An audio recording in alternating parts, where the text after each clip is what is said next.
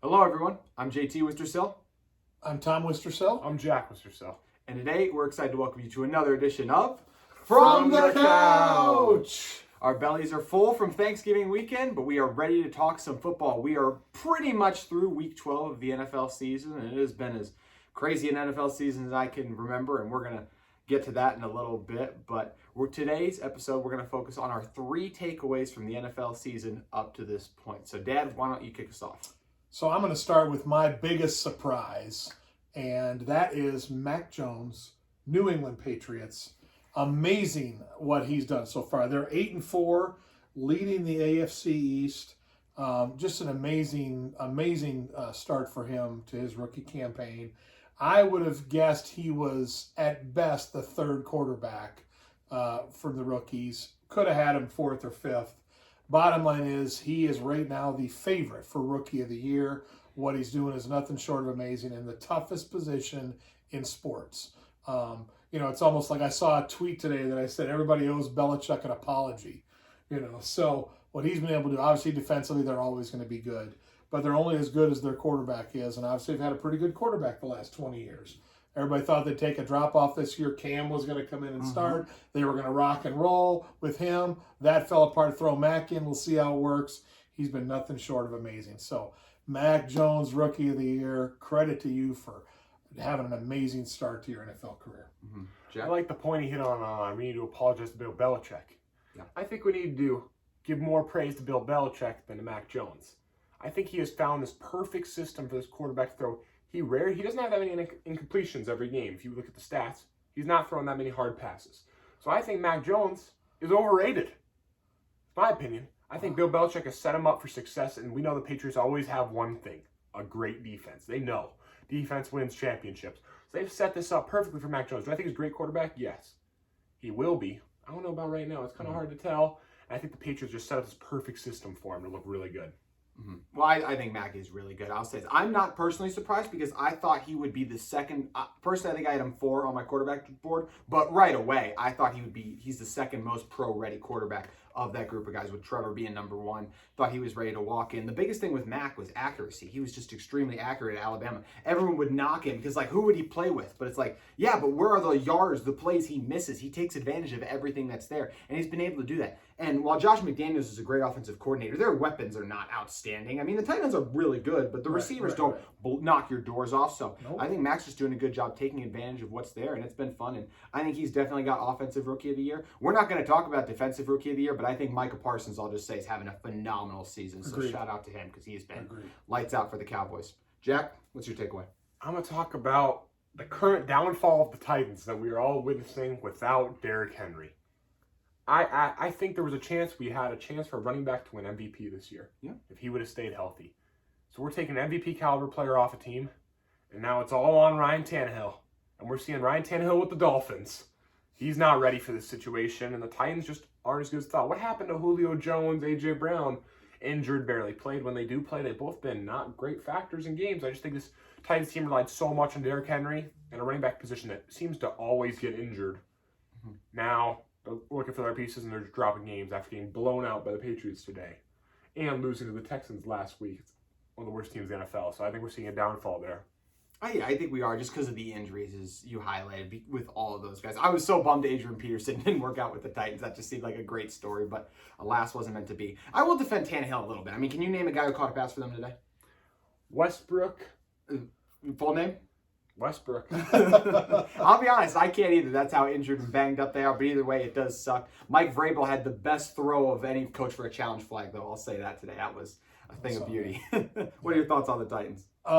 Luckily, the division's not very good. The Colts lost again, so they're 6-6. Titans are 8-4, so they have a 2-game lead in the division.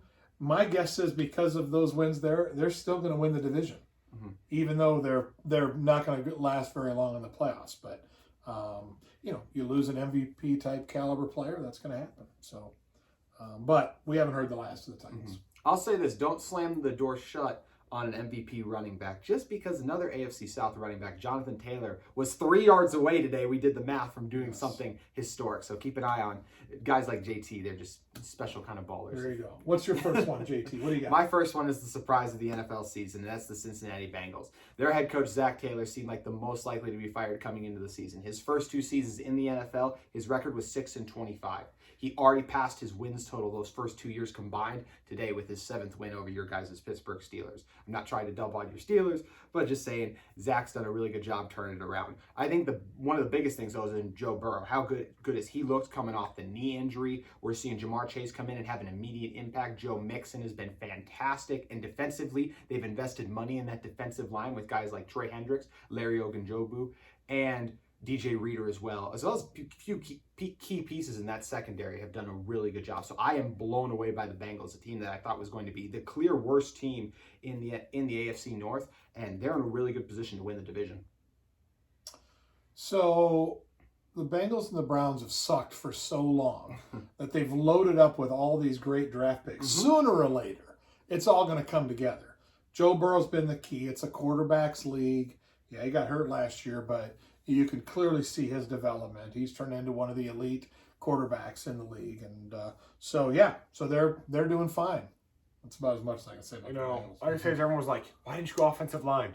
Because Jamar Chase is special, T. Higgins special, Joe Mixon special, just weapons everywhere for this offense, and they show it today by putting up 40 points on the Steelers. So I mean, it's surprising what they've done, but now I mean we can't be surprised anymore. Joe Burrow is ready. He's that guy. For sure. Jack, your second takeaway. I'm going to talk about the rookie quarterbacks. You're excluding Mac Jones because I just drafted into a great scenario, and he's obviously good, but drafted a great scenario. You already said he was overrated. So he's drafted in a great scenario. We're going to talk about Trevor Lawrence, Justin Fields, and Zach Wilson. Put it into bad scenarios, everyone is putting so much disrespect on these guys, and I think it's too much hate. These guys will be great. You just have to give them time. Most rookie quarterbacks, Tom Brady, obviously, but Peyton Manning was bad his first year when he came in. Some of these great quarterbacks all the time were bad when they came in. You have to give these guys time. I think Trevor Lawrence one day will be a great quarterback in the NFL. I think Justin Fields has a chance to be sort of like a Lamar Jackson type. One day, he can be like that. Zach Wilson, he can be like a Tom Brady, not quite that good, but kind of like a good pocket passer. These guys have the tools to be great. Just have really bad teams they're on. So give these guys time. I think in a couple years down the road, we're all going to be like, wow, I can't believe that we thought they were going to be bad. Yeah. Part of it is the system you get drafted into, right? And then it's the talent around you. So, I mean, to me, clearly, Trevor Lawrence is by far the most talented quarterback of that bunch. He just plays on a team that's really bad. Yep. And we talked about loading up on draft picks. They haven't done a great job surrounding him with a bunch of skill players that you would say are all pro caliber. No. So that's going to take a little bit of time there. But outside of that, I think the jury's out on this group. I'll be anxious to see. Mac Jones again. I'm not going to say much more about him, but to me, there's those two clearly, and the rest of them are all question marks for me. Yeah. I think you make a really good point of feeling really good about those two still, and then the rest we have to wait and see. But I'm also definitely with you about don't judge guys too early on. We do that for all players in general. There's a guy in Rashawn Gary for the Packers who barely even played his first year, and that was mostly because he was making a position change from an interior like a 3-4 kind of hybrid DN to a true outside linebacker. And today he made some huge plays in their games versus the Rams. So it just takes time for these guys to develop a little bit, and I think that's what we're going to see happen with these quarterbacks as well. Yep. Dad, your second takeaway? We're going to talk about the Rams, which is kind of a little bit of an enigma for me. Very much so. Started out gangbusters this year. Now they've lost 3 straight, right? So they lost to the Titans, they lost to the Niners, and now they've lost to the Packers. And I can attribute it, from what I've been able to see, to one glaring problem they have. And it's not the fact that the quarterback has not been playing as great, which is true. He hasn't been as great. No. They've got plenty of skill there. Defensively, they got plenty of skill. The bottom line is you have to be able to run the ball just a little bit. You don't have to be able to run it a lot. You don't need to be top 10 in the league in rushing, but they are absolutely no threat to run the ball at all. And defensively, obviously, they should have made some more plays against the Packers today. That didn't happen. Obviously, that's a hard place to win up in Green Bay. But you have to be able to run the ball, and if the Rams don't do that, they won't come out of the NFC, even though they were my pick to come out of the NFC. So disappointed in what they've got. Luckily, they got a get-well game this week. They got the Jaguars coming to L.A., so they'll win that game and right the ship. So, but a lot of question marks out there about the Rams. Mm-hmm. We're all talking about this Rams defense. It was the old Grayley thing. How many points did the Packers score in their day? 36. 36 points. Aaron Rodgers is great. Yes, Talking about the receivers again. They have some good receivers, running backs. Aaron Jones been out. Dylan. AJ Dillon. He's got huge Dylan's quads. been all right, so he does have big quads.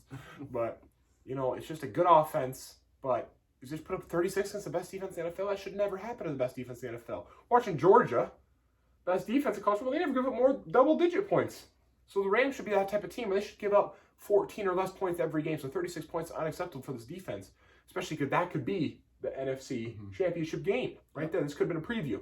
Yep. Hopefully, it's not the same score. It's going to be a boring NFC Championship game. That's what they're hoping for. I will say the Packers are not Georgia Tech, who Georgia was able to hold scoreless this weekend.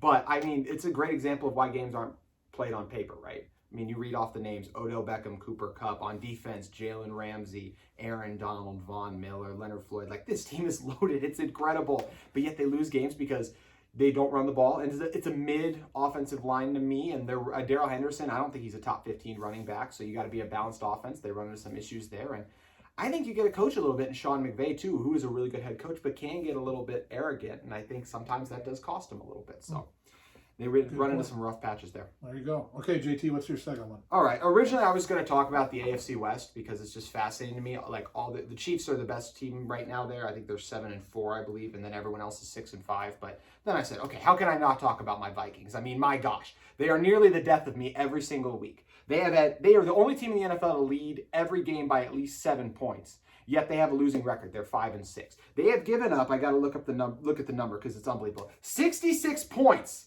in the final 2 minutes before halftime of games. That's got to be on pace for an NFL record. I mean, that's just incredible. That's bad. And it's because they've only had one game that didn't come down that was larger than a one-score game. It was just, it's incredible. Like games like today where you're missing your entire starting defensive line and you're still in it late, but you just can't convert on fourth down. And like, yeah, people want to blame the refs and stuff, but there are opportunities for us to win it. And it's just mind-boggling. Kirk Cousins will have a great season, then he makes a few mistakes today. And it's just, they are the definition of a roller coaster team.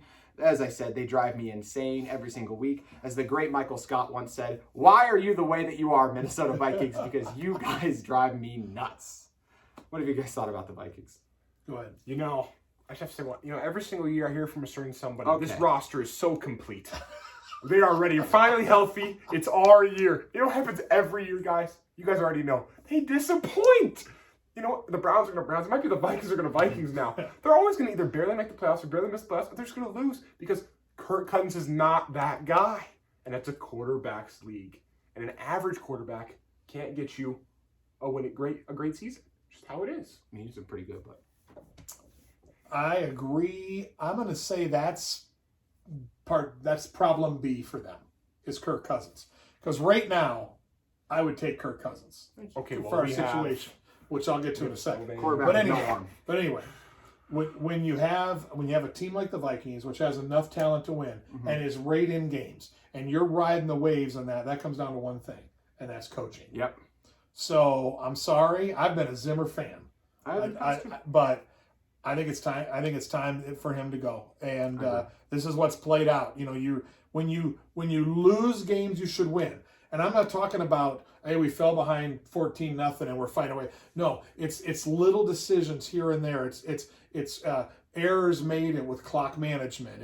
It's untimely turnovers. It's penalties. There's little things here and there that turn a football game, because every game the Vikings play comes down to that little thing. Then if you're not winning the majority of those games, to me, that's coaching. So that's where I'm at with the Vikes. I agree.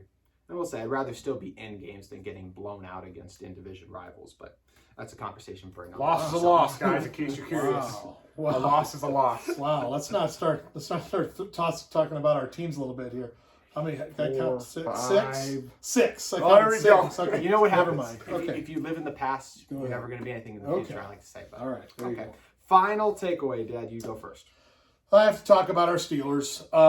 So obviously very disappointing. And speaking of coaching, this turns the heat up a little bit on Mike Tomlin. Number one. We've talked about it before. Ben needs to be done. They need to be thinking about what the future quarterback holds. But the bottom line is Pittsburgh is built on defense. Defense. Look at the history of the Steelers. The steel curtain is about defense. And this defense should be better than they are. Teams are running all over us. I saw in the last 4 games, we've given up 770 yards rushing. That is unbelievable. I think the Steelers have gone entire seasons before and not given up that many rushing yards.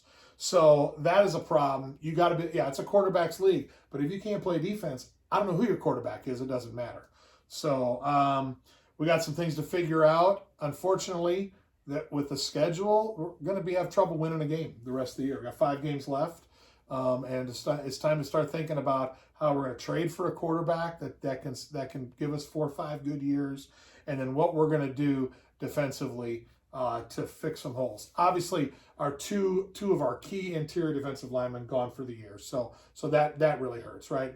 Tuitt and Bugs, and to lose those guys, and Alu as well. To lose those guys, that's a killer. And then Devin Bush has been flat out awful. He's a bust. It's been enough now. I've seen enough. It's time for him to go, and maybe the Jaguars can pick him up because they're bad. So anyway, that's where I'm at. The last point is what I'm gonna hit on most. What happens in the games is that the linemen block the defensive lineman.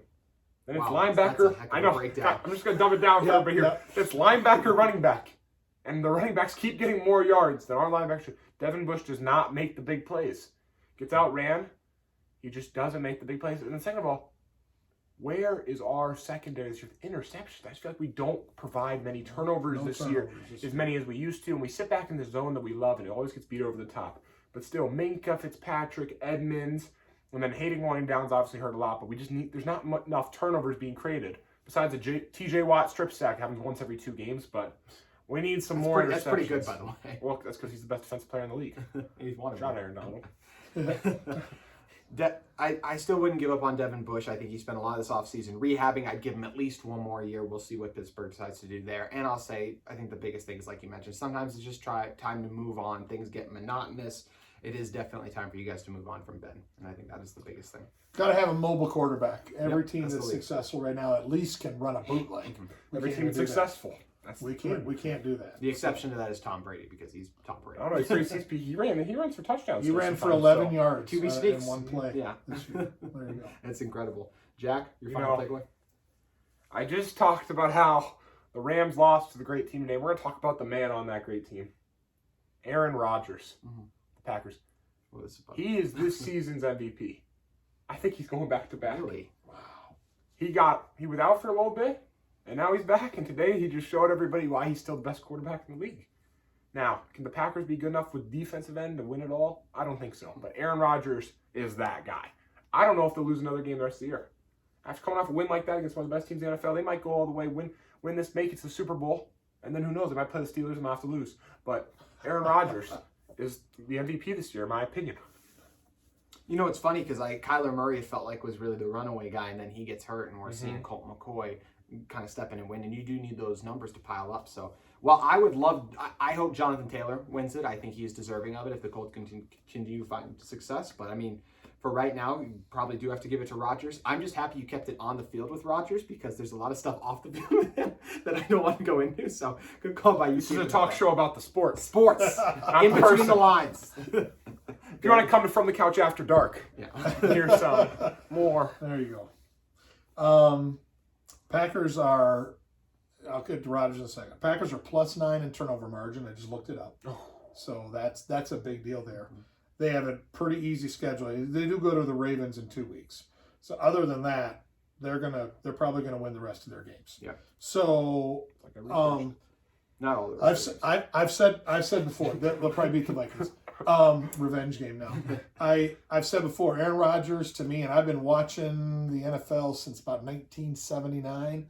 Aaron Rodgers has the strongest arm of any quarterback I've ever seen. He's as accurate as any quarterback, and then you combine him with the strength of his arm, he still can make every throw, every decision, and he is in complete control of that offense. Even with those receivers coming in, coming out, and one injured, one not, like Cobb got hurt today. Yeah. It's so he is just in complete control. They've surrounded him now with a running game, and the defense has gotten better and better. So they could be right now the favorites for the Super Bowl, which is weird to say that because I don't know if I guess there has to be an AFC team that's going to show up at the Super Bowl. I don't know who it's going to be, but somebody has to be there. But he continues to amaze me. I would have never. I knew he'd be good still. I just didn't think we'd be talking about him as an MVP candidate again this year, considering all of the off-season crap that was going on. Now the in-season crap, but now he's showing us his toes that are broken. I mean, it's amazing what's going on, and so I'm glad I'm just not in the same division as him. Mm-hmm. All that for the Packers without Jair Alexander and Zadarius Smith as well. You could argue they're two best players. Matt LaFleur, as much as I don't like him, he's a really good head coach. Yes, two best defenders for sure. Good catch by you. Don't diss on it. No. You're right. Good correction. No. All right, last point. What do you got? What's going on with the NFL this year? It's insane. There are currently 24 teams with at least 5 wins. Last year, there were only 19 up to this point. NBC's playoff graphic today had 26 teams still in the hunt. It's amazing. It feels like it's more spread out than ever before. Anyone can really beat anyone on any given Sunday. The best example of that is those Titans you touched on. They've now beaten the Colts twice, the Bills once, the Chiefs, the Rams. They've also lost to arguably the two worst teams, the Texans and the Jets. It feels like it's just a crazy year for the NFL where we're seeing all these different results play out. If anything, you thought last year would be more like that because of the COVID circumstances and everything, but instead our return to more normalcy this year has led to these inconsistencies where it seems like every week someone tweets out, is any NFL team good? Because we're hyping up the Packers this week. Last week they lost to the Vikings, who, as much as I want to be a good team, we're seeing have trouble finishing games and really aren't. So it really is crazy. Why do you guys think the NFL has been so weird this season? Well, first thing I go to is COVID. COVID changed everything up, kind of gave everyone a reset. Everyone's kind of coming back. Last year was kind of like, I don't really know how good we are. Now this year, everyone's kind of seeing their true identity. It's everyone's first year. It's kind of like a rebuild year for everybody. Even though everyone's not rebuilding, everyone's kind of getting back to the normal first year. So that's the main thing. But the biggest thing to me is that I think the NFC, I see about 3 or 4 teams I see playing in the Super Bowl. Yeah. In the AFC, I can't pick one right now. Mm-hmm. I can't pick one where the Patriots right now are playing out of their mind, but if they were playing the Super Bowl, Mac Jones playing the Super Bowl his first year. It seems crazy. It's crazy to me. Ryan Tannehill leading a non-Derrick Henry team, Super Bowl. Crazy. Josh Allen, I wanted to say, recently he's been awful. Mm-hmm. So then am I going to go to the Ravens? Maybe. I don't know. They lose a lot of games they shouldn't. Lamar Jackson's very up and down too, So right now, the AFC, I have As we're filming, he's thrown 4 interceptions. So I mean, up and down. So I have no idea who the AFC to pick. With the NFC, I can still see the Rams, the Packers, the Cardinals. The Cardinals have the best record in the NFL. You have 3 good teams in the NFC, but the AFC, I can't pick one team right now. I'm confident. I'm like, they should be in there. We all thought it'd be the Chiefs. Which is crazy, 12 weeks into the season. Right? 12 weeks into the season, we can't pick one team in the AFC. Truly, we could probably say right now, they're just better than everybody else. Absolutely. Dan?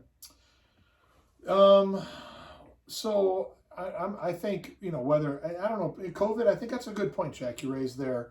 I guess I'm looking at it and saying that we have a little bit of in my mind, we have a little bit of a changing of the guard of the elite. That's kind of where I'm going with this. So, I think the 2 best teams in the NFL played today. I think the Rams and the Packers are the 2 best teams. If I had to pick those 2 against the field for the Super Bowl, I'd at least have to think about it. Yeah.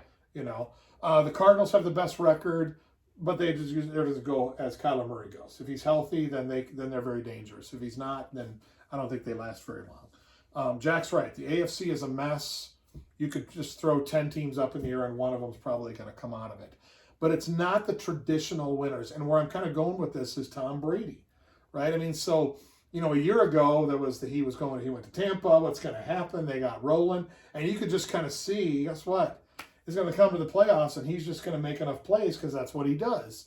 And now you're seeing, okay, that's not happening. So now you're seeing other teams start to rise up. Can the Packers finally get over the hump this year and get back to the Super Bowl? Now the Rams have the super team. Can they do it? But it's all these kind of upstart teams that we're not thinking about. Because right now we're not talking about the Buccaneers at all. We haven't mentioned them at all since we've been sitting here. So I think a little bit of the changing of the guard, just like you're seeing in the AFC North with the Steelers not being at the top anymore. And we'll kind of wait and see. Back to the quarterbacks league. Can the elite quarterbacks lead their team to a Super Bowl this year? I don't know. Mm-hmm. And that's what I'll be interested to see, because the elite quarterbacks, there's only a few of them now. There's not Mahomes, not what we kind of thought he might be right now. So we'll see what happens. Mm-hmm. I get what you're saying. I still think he's with that group. But one thing I do love, I'll say, is that you mentioned is the changing of the guard thing. It feels like for so long the top 5, like receivers, running backs, every position was pretty much locked in, and that we're in a really good place right now where there is a lot of ascending talent at those spots. And the top guys are some of them have come, like Drew Brees retired, but then you have other guys, Tom Brady and Aaron Rodgers, not what they used to be, but I mean, Rodgers won the MVP, Brady won the Super Bowl. So because of that, you have this weird clash right now of ascending, descending, and it's leading to a really fun NFL season where anyone can win, which has been really exciting and should make for a great finish. That's for sure. So that's going to do it for us today. We appreciate you guys joining us. We'll be back soon to talk some more about the NFL and the NBA, because the NBA has been really exciting as well. But we thank you guys for joining us on another edition of From the Couch. We'll see you next time.